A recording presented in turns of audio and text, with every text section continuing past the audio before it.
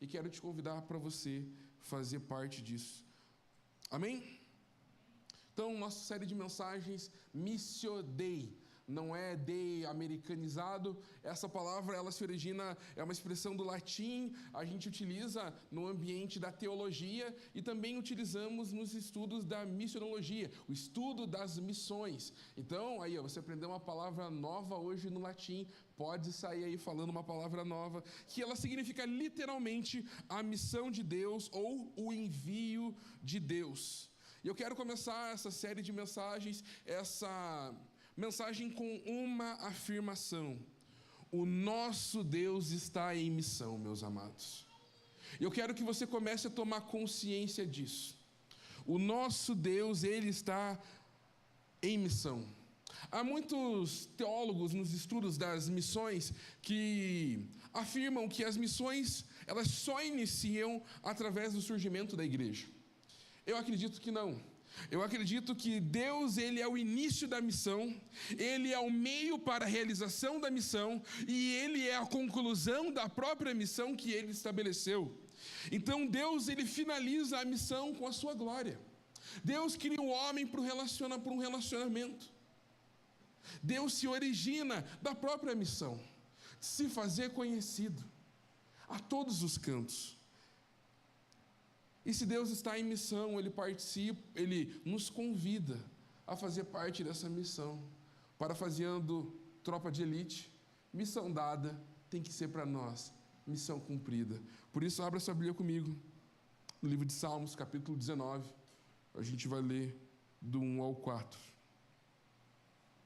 Enquanto você vai abrindo, eu quero dar um pano de fundo para que você entenda um pouquinho mais sobre isso. Sobre como Deus está empenhado na sua missão.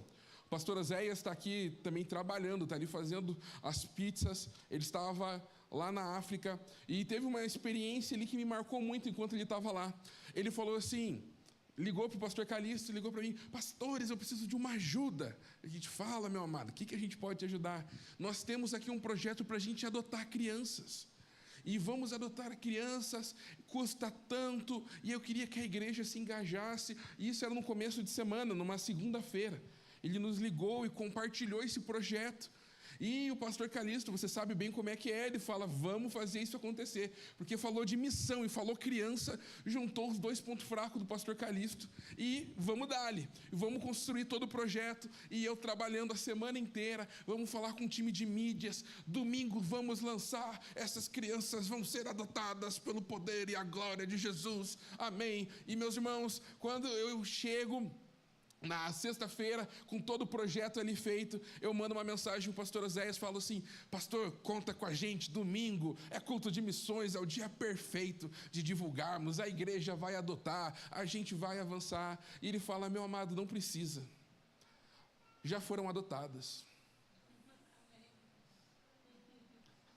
Eu fiquei meio de cara, revela, porque deu trabalho, deu esforço. Mas ele chega e fala assim: não precisa. As crianças já foram, tem lista de espera para adotar essas crianças. E aquilo me constrangeu, porque Deus utiliza a igreja na missão, mas Deus está empenhado na sua missão. Nem precisou passar por aqui. E daí eu cheguei no congresso de missões sem nenhum projeto. Mas por quê? Porque Deus está empenhado na missão. Eu diria, uma palavra que está em moda: hiperfoco, né? Qual é o seu hiperfoco? O hiperfoco do coração de Deus é a missão. Eu quero te mostrar a luz das Escrituras essa verdade. Salmo 119, 1 ao 4, vai dizer assim: meu bem, passa só a minha água, por gentileza. Diz assim: os céus proclamam a glória de Deus, o firmamento anuncia a obra das suas mãos. Um dia discursa a outro dia, e um dia revela o conhecimento a outra noite. Não há linguagem, nem há palavras, e deles não se ouve nenhum som. No entanto, por toda a terra se faz ouvir a sua voz, e as suas palavras chegam até os confins do mundo. Amém? Feche seus olhos, vamos orar novamente. Senhor, muito obrigado. Obrigado por revelar o teu coração sobre nós. Obrigado porque podemos nos debruçar na tua palavra. Obrigado porque o Senhor está fazendo algo, está nos permitindo fazer parte. Esse vento que tem soprado tem chegado a esses cantos do Uberaba. Mas eu quero pedir que esse vento chegue ao coração de cada um. Que essa brisa sopre agora.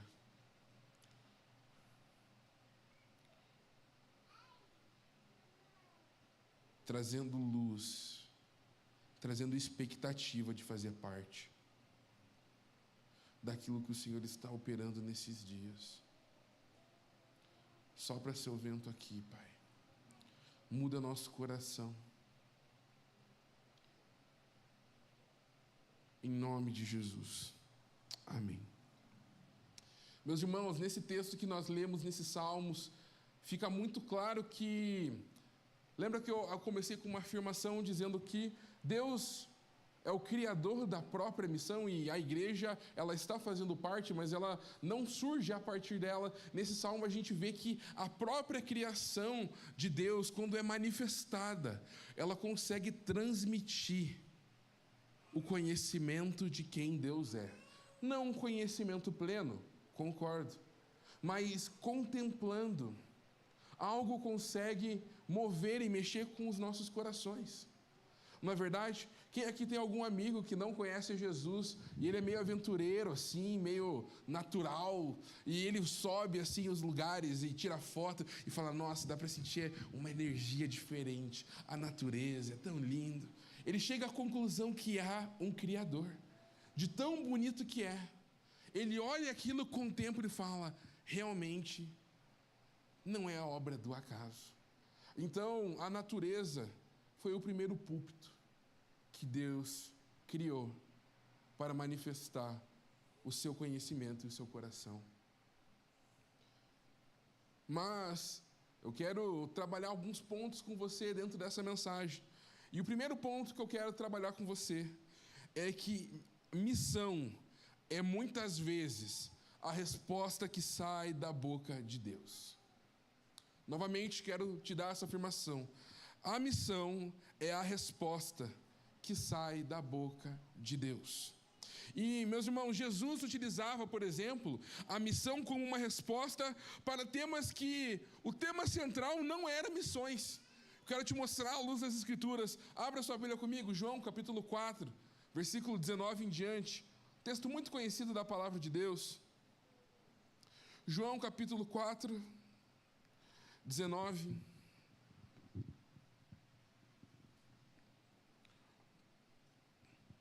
Em diante vai dizer assim, olha que doideira essa estrutura narrativa. A mulher então lhe disse, agora eu sei que o Senhor é um profeta. Nossos pais adoravam neste monte, mas vocês dizem que em Jerusalém é o lugar onde se deve adorar. E Jesus respondeu, mulher, acredite no que eu digo. Vem a hora que nem nesse monte, nem em Jerusalém vocês adorarão ao Pai.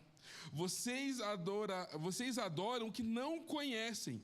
Nós adoramos o que conhecemos, porque a salvação vem dos judeus, mas vem a hora e já chegou em que os verdadeiros adoradores adorarão ao Pai em espírito e em verdade, porque são deles que o Pai procura para ser seus adoradores. Meus irmãos, tem uma afirmação de John Piper em um livro incrível dele, chamado Alegrem-se os Povos. Quem aqui já ouviu falar nesse livro? Temos aqui alguns irmãos. Esse livro ele é incrível. E o John Piper, quando ele está discorrendo desse livro, ele chega a uma conclusão.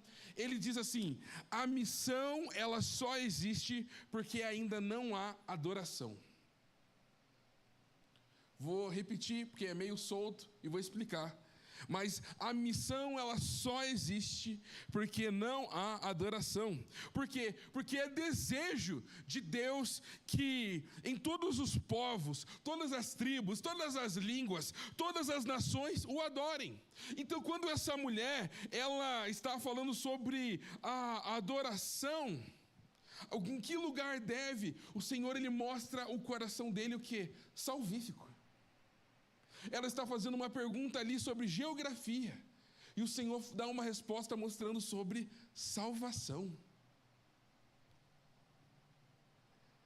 E a missão é restaurar a adoração, para que todos os povos o adorem.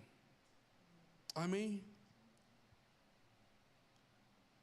Então, quando o inimigo, ele ataca a adoração, não é só como arma de guerra a sua adoração.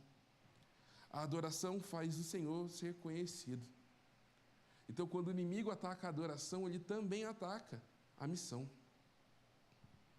Então, meus irmãos, missão e adoração caminham juntos. E eu gosto tanto das músicas que cantamos hoje. Elas tinham um deleite, um banquete teológico, se você parar para pensar em cada música que cantamos. Algumas eram anseios do nosso coração, mas cantamos em um ritmo mais de rock, que todas as nações cantem ao Rei. Aquilo que estamos pregando. Em outras músicas que cantamos, apontava para isso. Então, missão e adoração, meus irmãos, caminham juntos. Porque um dia todo mundo vai confessar, a gente vai participar em um tempo de contentação, contentação e de contemplar, esqueci a palavra exata, mas um dia nós vamos contemplar, e a gente vai conseguir visualizar e vamos adorar, cada um na sua língua, cada um do seu jeito, cada um no seu toque. Muito bom que essa mensagem eu escrevi antes de toda a polêmica que está gerando essa semana. Se você é crente, você já sabe de todo o auê que está dando. Descende e tudo mais, e daí, meu Instagram, meu algoritmo é só isso. Se você nunca pisou numa igreja, meu irmão, glória a Deus pela sua vida, você não está sabendo de nada e nem vale muito a pena. Mas, dando continuidade, eu quero mostrar também de volta com outro texto. Se naquele texto Jesus está, uma mulher, ela faz uma pergunta, a mulher samaritana faz uma pergunta sobre que lugar você deve adorar, Jesus dá uma resposta salvífica. Eu quero te mostrar que também a missão ela é uma resposta escatológica. Então, Atos dos Apóstolos, capítulo 1, versículo 6. Atos dos Apóstolos 1, 6, vai dizer assim: então os que estavam reunidos com Jesus lhe perguntaram: será este o tempo que o Senhor irá restaurar o reino de Israel? Jesus respondeu: não cabe a vocês conhecer tempos ou épocas que o Pai fixou pela sua própria autoridade, mas vocês receberão poder ao descer sobre vocês o Espírito Santo e serão minhas testemunhas tanto em Jerusalém como em Judéia, em Samaria e até os confins da terra. Meu irmão, a primeira vez que eu li esse texto, eu lembro que eu fiquei, gente, que lapada. Eles estão fazendo uma pergunta boa para Jesus, uma pergunta escatológica, uma pergunta pertinente. Mas, olha que interessante, uma pergunta escatológica, Jesus responde de uma maneira missiológica. Por quê? Elas não são opostas, elas caminham juntos. A escatologia e a missão caminham juntos. Então a missão de Deus, ela envolve a restauração da adoração. Ela envolve sim a escatologia.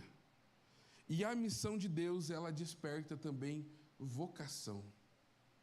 O fato de Deus estar em missão, para que ela se cumpra, um Deus muito gracioso, nos faz encher de propósito e nos faz incluir na história dele.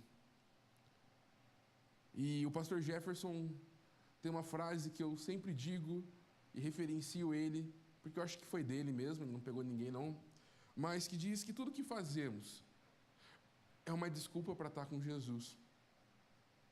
E eu acrescento algo que tudo que fazemos também é uma desculpa para manifestarmos Jesus. Desde a nossa adoração, desde o nosso relacionamento, nossa rede de amizades, tudo isso é uma desculpa para estarmos com Jesus e manifestarmos. Tudo que aprendemos, estudamos e vivemos, meus amados, é uma desculpa para apresentar o Cordeiro e fazer Cristo conhecido aonde estivermos. Então, novamente, o primeiro ponto, a missão é a resposta que está na boca de Deus. Perguntas como quem eu sou é respondido também pela missão. A nossa identidade, quando recebemos e o manifestar da nossa identidade, é missão. O que eu vou ser quando eu crescer? Os mais adoles. Que faculdade fazer? Uma pergunta pessoal de identidade. E é tão lindo ver um adolescente queimando por Jesus, falando: Jesus me disse que é para eu entrar nessa universidade, nesse curso. Jesus respondeu: com missão. Amém? Estão entendendo até aí? Então, missão é a resposta. Se tivesse alternativa A, B e C, C é missão. Você vai marcar qual? A C, certo? Amém? Todo mundo acertou. Muito bem. Segundo ponto que eu quero trazer é que a igreja ela faz parte do cumprimento dessa missão. E, meus irmãos, uma coisa que muitas vezes me choca, conversando com alguns líderes, assim, e o meio de se fazer igreja e se analisar igreja é algo muito tênue.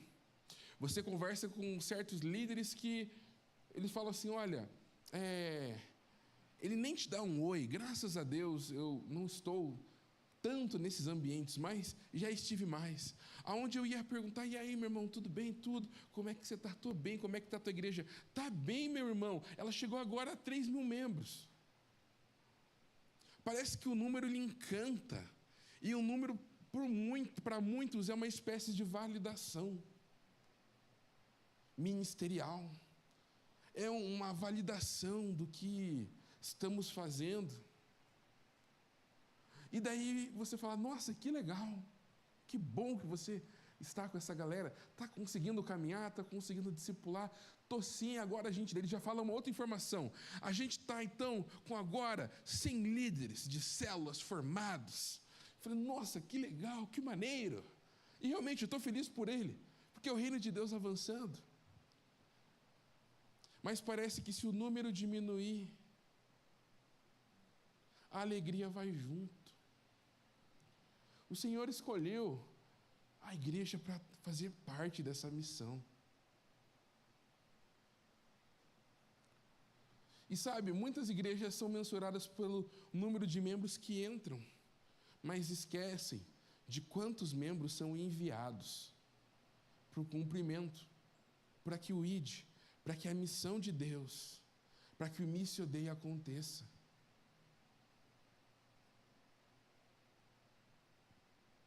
Porque a gente pode estar crescendo tanto, meus amados, e se a gente não enviar, não multiplicar aquilo que Deus está fazendo nesse lugar, a gente vai estar retendo. Mas eu creio que sobre a nossa igreja, sobre a nossa juventude, há um rio que corre nesse lugar. E o rio não fica parado, meus irmãos. O rio se movimenta. E o rio de Deus, por onde passa, ali é a transformação, ali é a vida, ali é a libertação.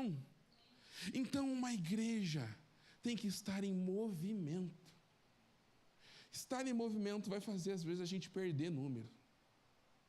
Vai fazer a gente multiplicar. Mas em movimento vai fazer esse rio de Deus passar sobre os 4 cantos dessa terra, sobre os 4 cantos dessa cidade. Então, meus irmãos, saiba que o Senhor escolheu a igreja para o cumprimento dessa missão. Então se firme em uma igreja, porque é o meio que o Senhor escolheu. Não fui eu. Não gostou do método? Reclama com Jesus.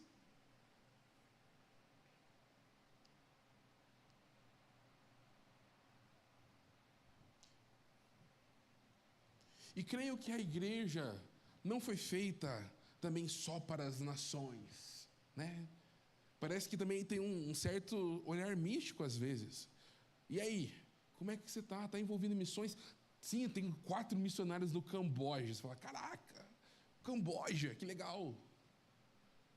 Mas missões também se fazem de maneiras locais, no bairro.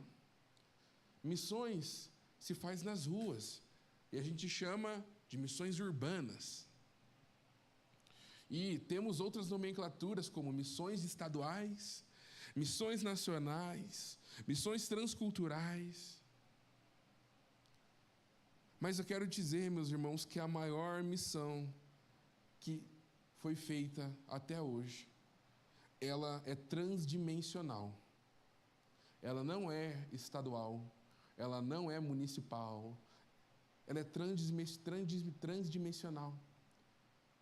Porque Jesus deixou a sua glória e habitou entre nós.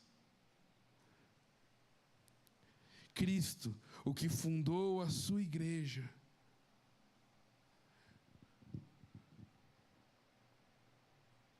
deixou a sua glória e veio. E muito interessante também, uma palavra para você é, meu amado, quando você está num corpo, uma igreja saudável,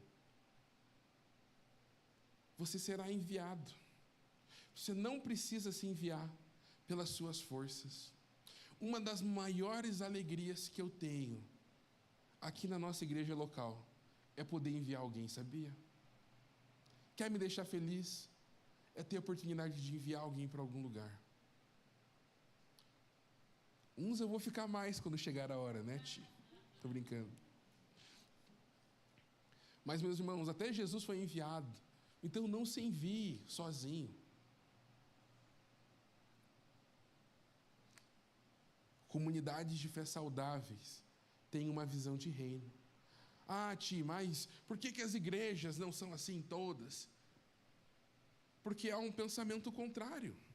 Há um pensamento de crescer de maneira apenas interna, apenas local. Há um sentimento no coração de muitos de lucro. Porque vamos ser sinceros, você está a fim de investir todo o seu dinheiro em uma coisa que não vai te dar retorno? Em que talvez só te deixa prejuízo?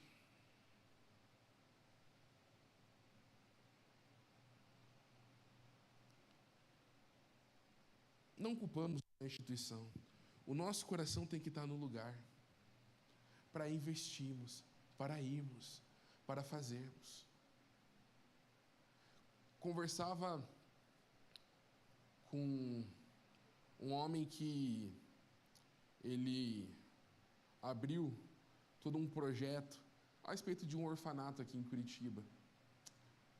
E ele recebeu uma herança. Mas pensa numa herança boa, não é aquela herança tipo assim, 10, sabe? Pensa numa herança. E essa herança, ele falou que era mais ou menos, ele conseguia aposentar 3 gerações dele. Aposentar. Nasceu aposentado a criança. Entendeu? Não é pagar colégio particular e acabou, não. Aposentar. E eu falei, tá, e aí, como é que você fez? Você investiu esse dinheiro então, e daí colocou ali no orfanato? Ele, meu amado, faz 4 anos que já acabou esse recurso. Eu estava com uma pessoa do meu lado, e ele usou uma expressão que foi muito engraçada, porque foi chocante quando ele trouxe essa informação dele. Nossa, você torrou tudo! E ele falou assim, eu não torrei. aquele olhar, sabe, dele, tipo, ele só falou isso, eu não torrei. E aquela pessoa que estava junto comigo entrando numa tristeza tão grande que ele percebeu que diante do que ele estava, ele percebeu o coração dele como é que estava. Ele se entristeceu, se arrependeu, em nome de Jesus nunca mais vai fazer isso. Então a missão de Deus, ela muitas vezes não vai gerar lucro, vai gerar sono. Ela vai fazer a gente voltar cansado, né, Enoque? Né, Carol? Mas saber que a gente está na missão, o coração de Deus está ali. Você quer viver algo sobrenatural, meu amado? Vá para uma viagem missionária. Quem aqui já foi em alguma viagem missionária? Dá um tchauzinho só para eu ver. Em nome de Jesus, essas mãos vão ficar erguidas, mais gente, até o final do ano. Porque nós vamos para esses lugares. E na missão, meus amados, a gente vive cada doideira, cada história, né, Igor? Que a gente viveu, que lembra aí. E como isso aquece nosso coração. Não é confortável. Mas você quer viver uma vida bem vivida, esteja na missão. Sempre vai ter um testemunho em seus lábios para fazer o Cordeiro conhecido. Amém? Então, o Senhor escolhe a igreja para fazer parte disso. E glória a Deus, temos muitas igrejas aqui representadas. Quero honrar os meus amigos que vieram da Corner. Mande um abraço, obrigado pelo Diego que liberou, não sei se foi o Diego, se foi o Farley, se foi líder de célula, mas quem foi, glória a Deus pela vida deles. Então, sejam muito bem-vindos, vocês estão em casa. Temos gente aqui com camiseta da UAN que eu vi, Alameda em Santa Felicidade. Graças a Deus, nesse auditório, estão igrejas representadas que amam a Jesus e amam a missão de Jesus. Terceiro ponto que eu quero trazer para você nessa noite. Todo engajamento missionário, ele começa com um vislumbre da glória de Deus. Meus irmãos, sem você ser tocado pela glória de Deus, você não vai conseguir fazer missão. Porque a gente pode ver Isaías capítulo 6, a experiência quando Isaías vê, ele fala assim, olha, eu sou um pecador, ai de mim. Mas em seguida, ele já é comissionado a uma missão. Então há um tempo de purificação, mas há um tempo de vislumbre da glória de Deus. Deus, ele não quer revelar a sua glória só para você assim, nossa, a glória existe. A glória de Deus também é a finalidade, nos transformar e fazer semelhantes ao caráter de Cristo. A glória do Senhor nos faz testemunhar que há um rei, que há um Senhor. Por isso que quando Moisés descia do monte com aquele rosto brilhando, quem estava perto conseguia ver que aquele homem teve um encontro com Jesus. Seu rosto não precisa brilhar, meu amado.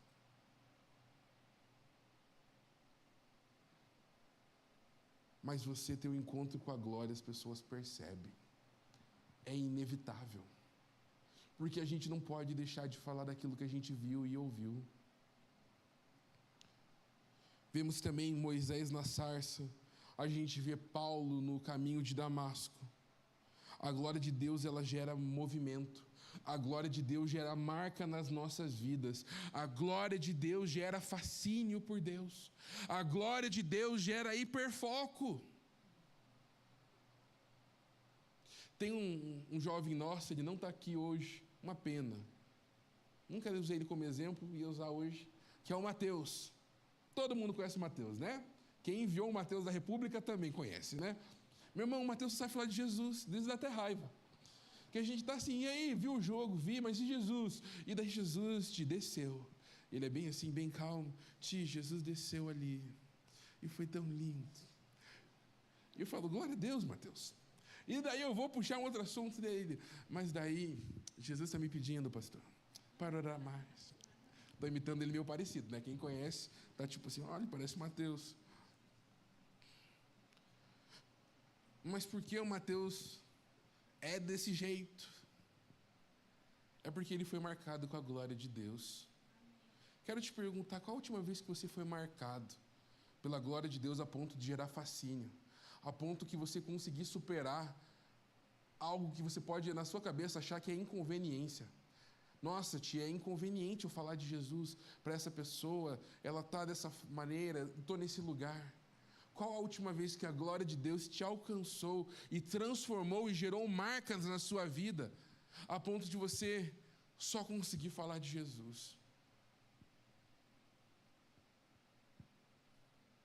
A glória de Deus gera marcas. Por isso precisamos desses encontros. Não é apenas um encontro de fé para nos tornarmos mais crédulos. Os encontros com a glória de Deus são transformadores. Deus, Ele não fica soltando glória à toa.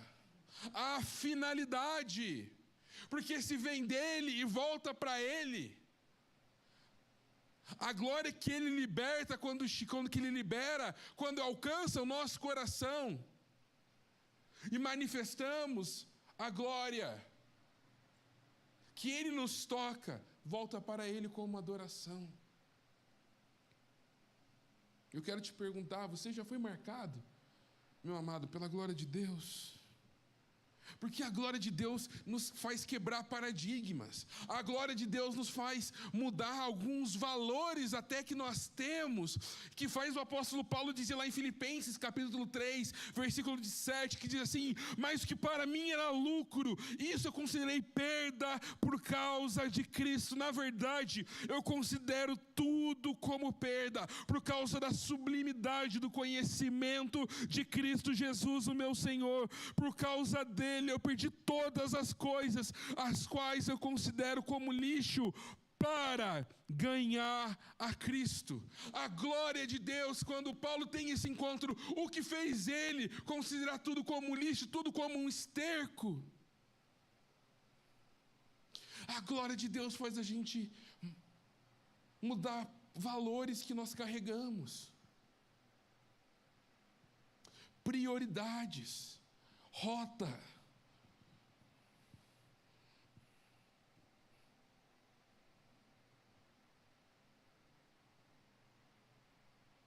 Por isso que na nossa conferência do ano passado, o nome foi Fascínio.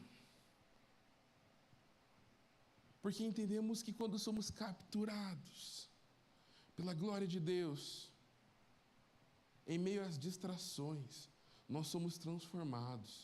Mas, meu irmão, quero te dizer, e a boa notícia para você que tem TDAH, tem dificuldade de se concentrar, uns irmãos já começaram a se mexer. Me fala a boa notícia.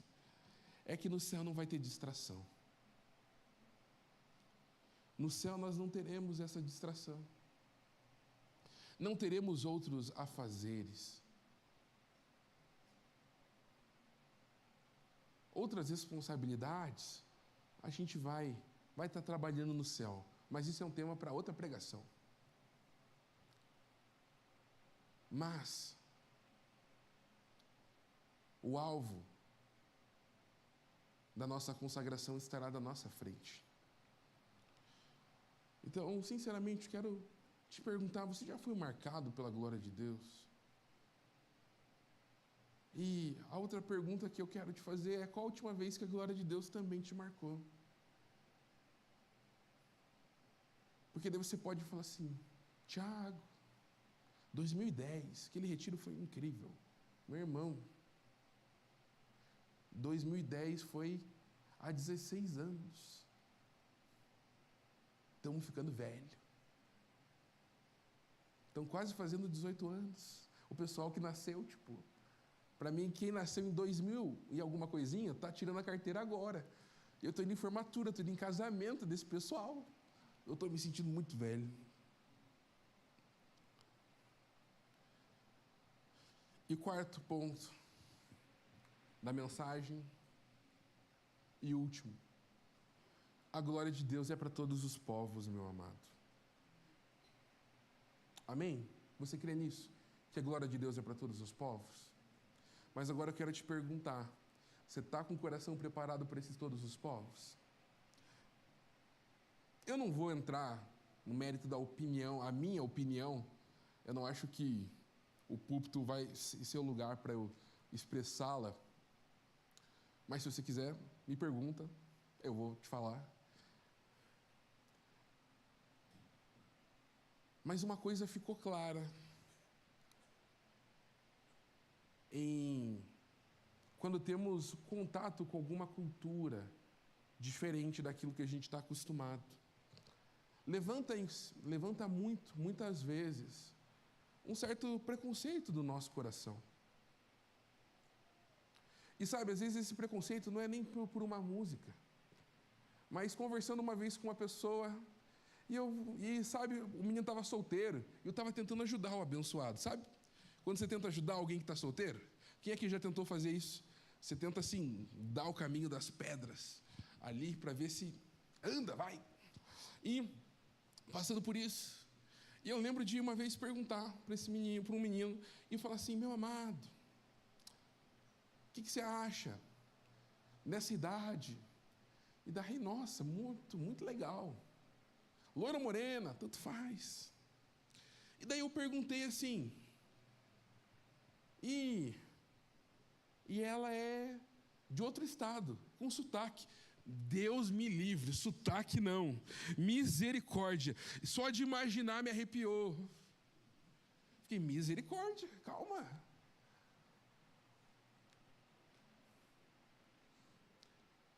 Eu fiquei pensando, imagina se Deus faz isso com a gente, né? Meu Deus, esse povo, não, eu me livre, né? Não, mas a glória de Deus é para todos os povos. Jesus é a bênção para todos os povos. E, meus irmãos, a gente está envolvido muito em missões. Como você sabe, a gente teve o Descende recentemente, e também me perguntam muito o que eu acho, por aí vai. E eu sempre respondo assim, olha, ele tem a ver com as duas coisas que eu trabalho. Eu pastoreio juventude e missões. Então, assim, um evento que juntou duas coisas que eu pastoreio é céu na terra. Entendeu? Então, eu tenho essa resposta. Mas uma graça muito legal de você estar no campo, de você estar cuidando e pastoreando esse pessoal que está no campo, é como as informações chegam de uma maneira diferente. E o número que me assusta é que nós temos 8 bilhões de pessoas no mundo, mas há 3 bilhões de pessoas que não ouviram falar o nome Jesus. 3 bilhões de pessoas não ouviram falar no nome. Não é do Evangelho, não é sobre uma mensagem mais parruda do Evangelho, mais completa. É ouvir falar um nome.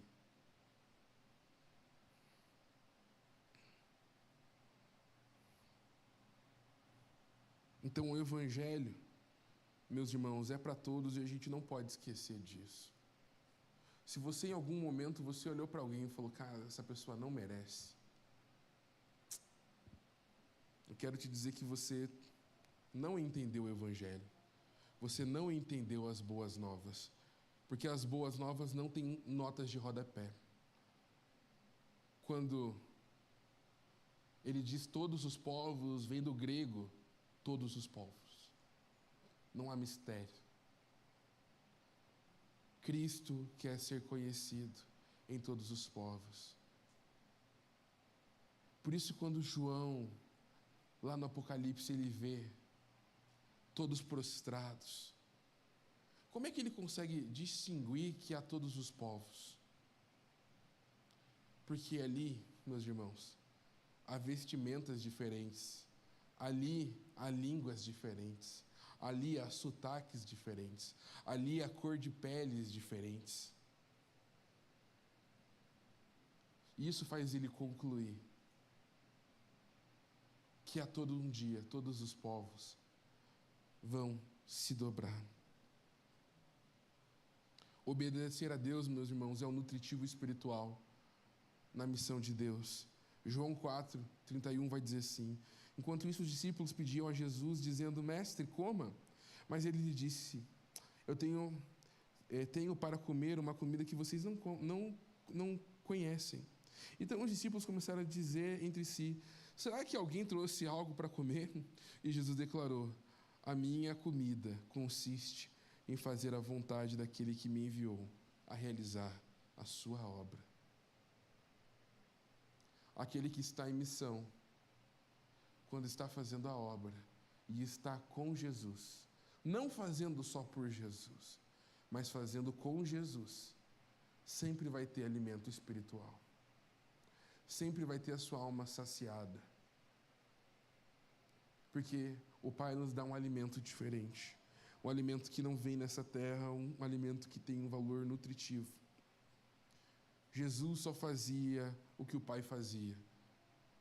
Porque Jesus via o que o Pai fazia. E sabe, meus irmãos, Jesus ele começou seu ministério um lugar muito desafiador, Caná da Galileia, um lugar ruim, um lugar à margem da sociedade.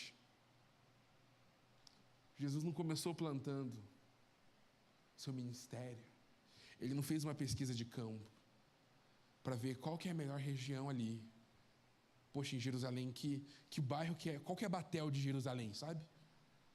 Não. Vamos num lugar que tem comida, o pós-culto deles vai ser legal.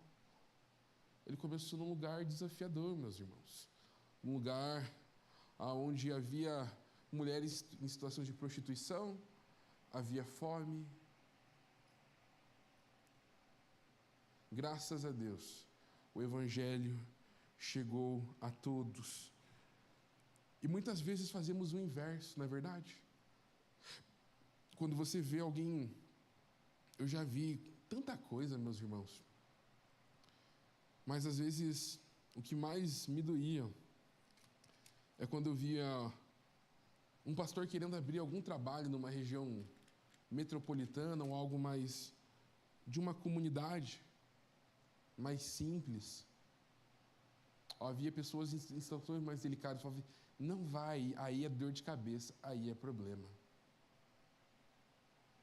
Mas vamos tirar a responsabilidade desse pastor. Agora eu quero trazer para você. Qual a última vez que você foi a algum lugar assim? Ou tem a disposição de ir? Mas é perigoso. Eu sei, não estou falando para você ser imprudente. Mas o seu coração chorar por todos. Seus amigos, seus vizinhos, mas também sobre aquele. E graças a Deus essa mensagem eu já preguei. Então eu posso terminar com o texto que eu usei na mensagem quando eu preguei. Não tem nada a ver. Lucas, capítulo 14, versículo 15, vai dizer assim: ao ouvir tais palavras, uns que estavam à mesa com Jesus lhe disse: bem-aventurado aquele que participar do banquete do reino de Deus. Jesus, porém, respondeu: certo homem deu uma grande ceia e convidou muitos. À hora da ceia enviou seu servo para avisar aos convidados: venham, porque tudo está preparado. Mas todos eles, um por um, começaram a apresentar desculpas. O primeiro disse: comprei um campo e preciso ir vê-lo. Peço que me desculpe. O outro disse: comprei 5 juntas de boi e vou examiná-las. Peço que me desculpe. E o outro disse: casei-me, por isso eu não posso ir. O servo voltou e contou tudo ao seu senhor. Então, irado, o dono da casa disse ao seu servo: saia depressa para as ruas e becos da cidade, tragam para cá os pobres, os aleijados, os cegos e coxos. Mais tarde o servo lhe disse: patrão, já fiz o que o senhor mandou, e ainda há lugar. Então o senhor disse ao seu servo: saia pelos caminhos e atalhe e obrigue todos a entrar, para que minha casa fique cheia. porque digo a vocês que nenhum daqueles homens que foram convidados provará da minha ceia. Meus amados, o Evangelho é para todos. O Evangelho é para todos. Eu quero que você saia com essa mensagem ecoando no seu coração. E temos que preparar o nosso coração para anunciar o nosso Evangelho para todos. E para finalizar, quero contar uma experiência que eu tive no Rio Grande do Sul.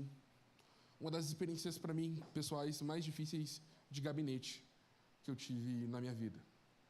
Estava um homem, marcou um horário ali comigo, e ele veio confessar um pecado. Ele tinha sido pego, esse pecado que ele fez envolvia criança, e ele foi pego, foi preso, e passou por várias experiências também na cadeia contra a vida dele. Pegou algo assim considerável de anos, não tinha família, não tinha advogado, não tinha nada. Então ele pagou perante os homens, perante a lei, perante a justiça dos homens. E ele veio assim: olha, eu vi a mensagem que foi pregada no domingo, eu queria entregar minha vida a Jesus. Meus irmãos, eu parei ali e falei: deixa eu fazer um negócio rapidinho. Eu saí da sala, eu comecei a chorar, eu comecei a ficar com muita raiva, porque a minha vontade carnal humana ia falar: você pagou é pouco, você merece mais. E eu lembro que comecei a chorar, mas aquele choro de raiva, sabe? Mas eu lembro que eu cheguei ali na sala, voltei, e eu não tive coragem mais de olhar para ele. Mas eu falava assim: o Evangelho é para você também. E eu comecei a pregar o Evangelho de olho fechado. E parecia que aquilo feria a minha alma e meu espírito, enquanto eu pregava. E o Espírito soprava os versículos à minha mente. E eu falava do ladrão da cruz, e era assim: o Espírito Santo tomou aquela sala, mas eu via o meu eu sendo vencido.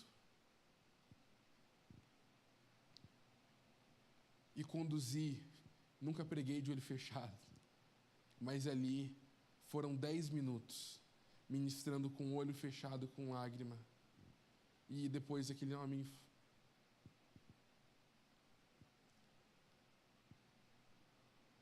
sai, ele também chora muito, porque essa mensagem era escandalosa para ele, a mensagem da graça, uma mensagem salvífica. E aquele homem,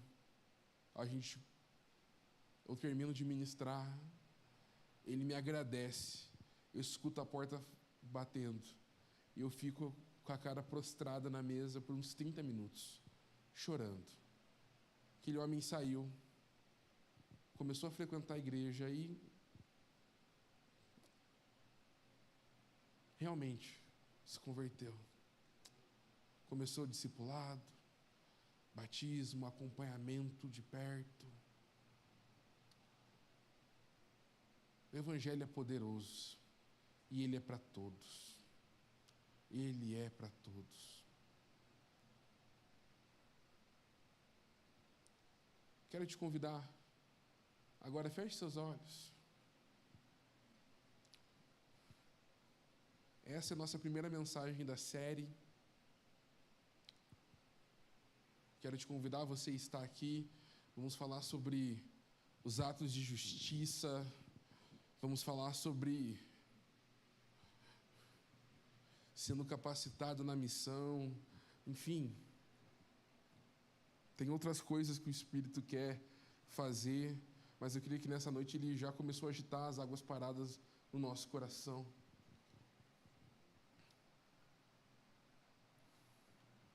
Eu quero te conduzir talvez a uma oração, talvez de você pedir perdão agora. É perdão porque você sabe que um dia todos os povos vão se prostrar. Mas você pode ter um preconceito no teu coração com algum povo, com alguma tribo, com algum país, com algum jeito. E agora é o tempo de você pedir perdão.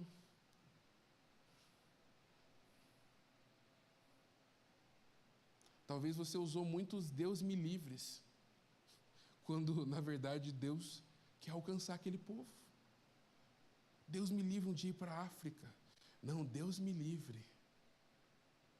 Eu só quero aprender uma letra bonita. O inglês, o francês, o italiano. Mas agora aprender uma língua, um dialeto específico de uma região. Não, esse não.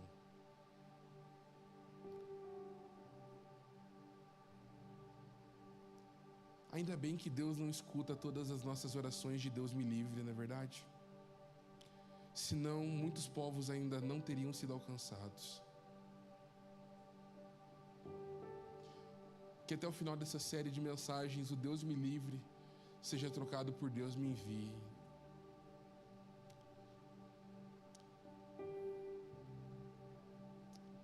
Mas agora, com os olhos fechados, João vai ter esse vislumbre da glória. E ele vai ver, meus irmãos, todos prostrados. E a boa notícia nessa noite é que há lugar para mais gente. E é tão bom ir numa casa cheia de gente. Jesus, ele vai dizer assim: olha, eu vou para o céu porque eu vou preparar morada. Meu irmão, não existe hiperlotação do céu, porque com uma palavra dele a matéria é criada. Com uma palavra dele ele fala assim: ei, aumenta, pode aumentar, mais uma morada aqui, ó. Mais uma morada, porque o Cauã está pregando o evangelho ali no bairro do Uberaba. Ei, pode aumentar a morada, porque o Daniel tem pregado para sua família e agora os seus pais se converteram. Ei, pode preparar morada. Pode preparar morada nas avenidas, das garotas que saem ali da situação de prostituição. Pode preparar morada. Pode preparar. Com uma palavra a matéria dele venha a existir, meu amado.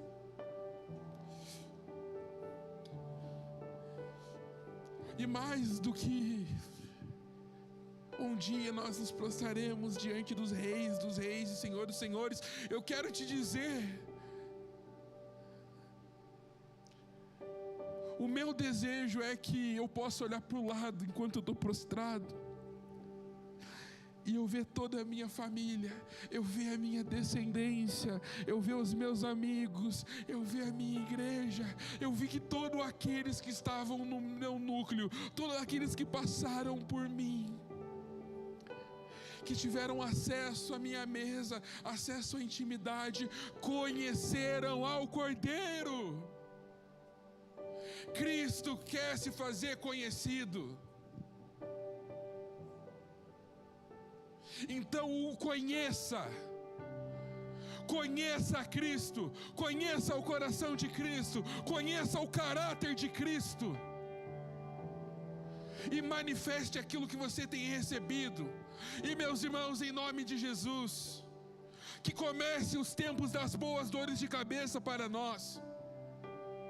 Ti está muito cheia a minha célula. Glória a Deus.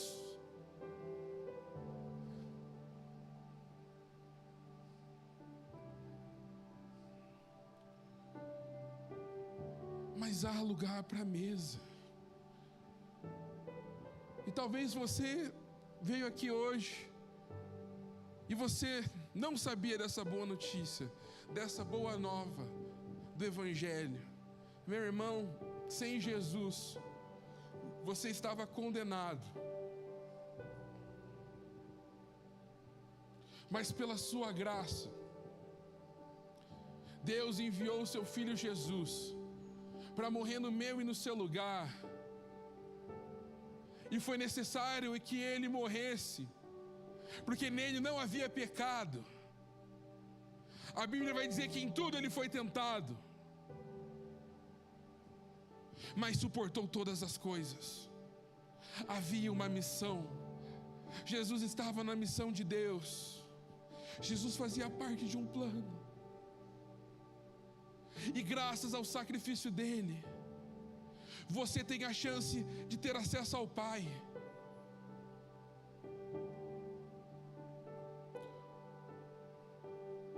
E talvez você nunca confessou Jesus como Senhor e Salvador. E você quer confessar Ele nessa noite. Eu só preciso perguntar, eu não vou insistir. Há alguém que nunca confessou Jesus como Senhor e Salvador nessa noite e quer confessar pela primeira vez, reconhecer Ele como Salvador da sua vida? Há alguém aqui? Se há alguém aqui, só sinaliza para eu ver. Creio que estou então diante de um público que já ouviu dessa boa nova. Meus irmãos, há espaço na mesa. Há espaço na sua mesa.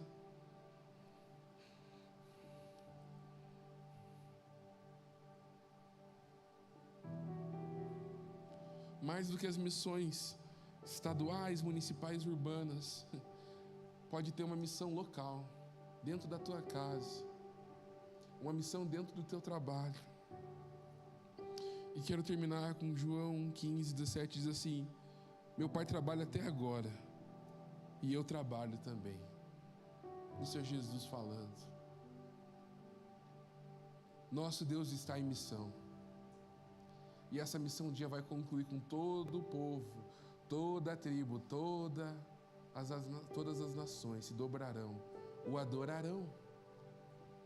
Por isso que, fechando a mensagem, a missão ela é escatológica. A missão, ela também está voltada à adoração.